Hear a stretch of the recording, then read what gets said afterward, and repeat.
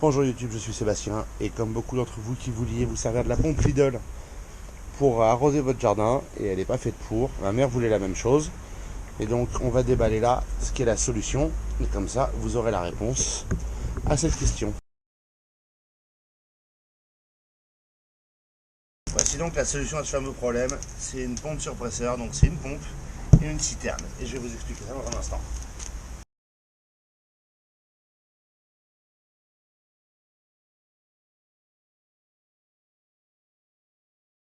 Le principe, c'est que cette pompe pompe l'eau et que l'eau sort ensuite de la citerne où elle est maintenue sous pression.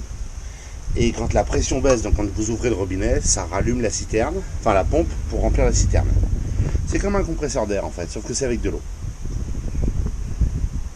Et on va maintenant le mettre en œuvre. Alors, la première étape, c'est de fixer la pièce d'aspiration. C'est celle-là. C'est un clapet anti-retour, il a un sens. Et si vous appuyez au fond, ça pousse. Donc, l'eau va de ce côté-ci à ce côté-ci, mais pas dans le sens inverse. Puisque l'eau, quand la dépression tire sur le clapet et ouvre ce morceau, mais dans l'autre sens, c'est fermé.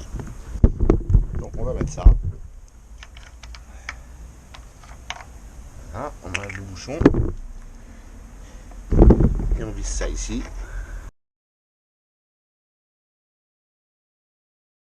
Ensuite, on a la sortie qui part d'en haut et elle est en plastique. Et elle ne semble pas avoir de sens.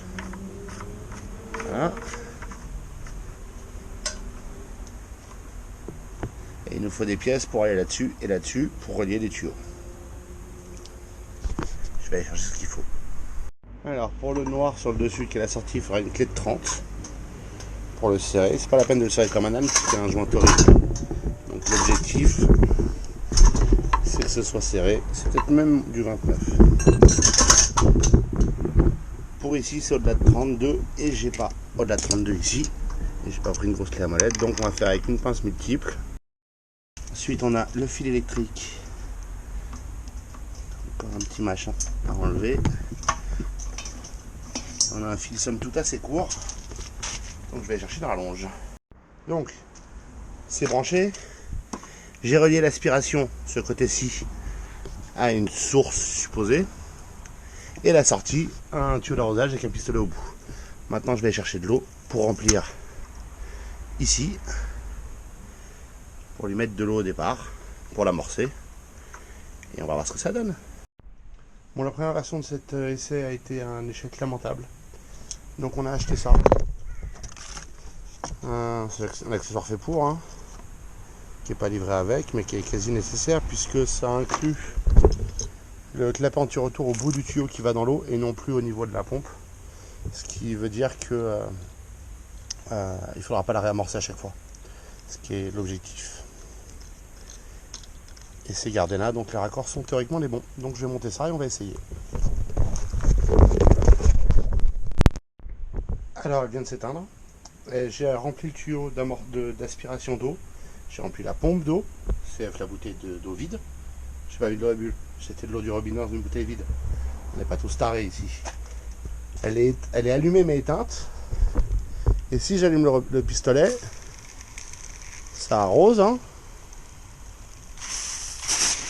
Bon, il y a encore de l'air dans le tuyau. Il y a un long tuyau. On va normalement faire baisser la pression dans la pompe. Progressivement. On va arroser un peu ces plantes là. Elles ont l'air un peu fatiguées.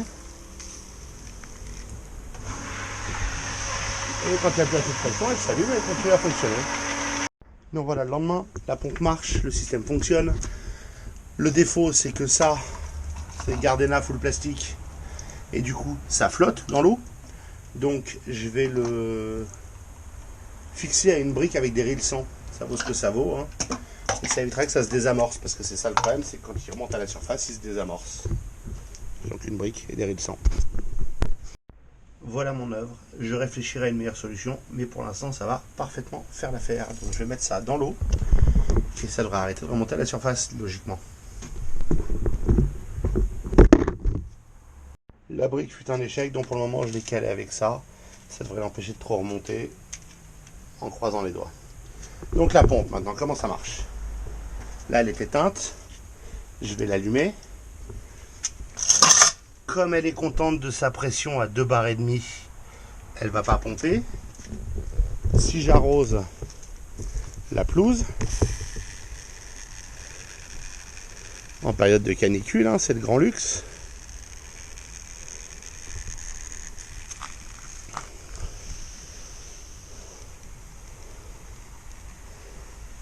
Ou que je lave la voiture, plus ou moins, hein. Ça peut pas être plus sale de toute façon qu'on en est, la pauvre. On va voir la pression ici descendre. Vous voyez, on n'est plus qu'à 1 bar et demi. Et elle se met en route. Et elle charge. Et malgré le fait que je continue à arroser, elle remonte gentiment vers 2 bars et demi. Donc je peux continuer à arroser, j'ai pas besoin de m'arrêter quand la pompe se met en route, ce qui est plutôt sympa. Et sur la fin c'est un peu difficile, mais on arrive à 2 bars et demi.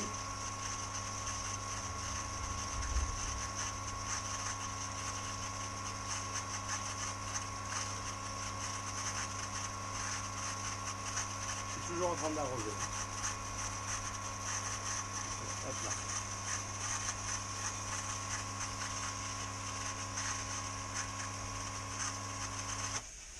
Et elle arrive à se réguler toute seule.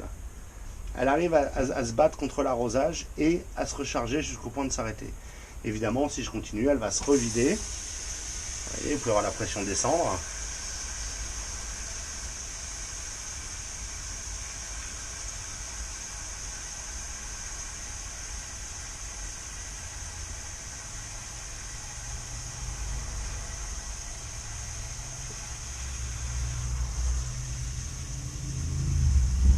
Et à 1,5, elle va s'allumer. Et là, je vais arrêter d'arroser. Et vous allez voir qu'à quelle vitesse elle se remplit.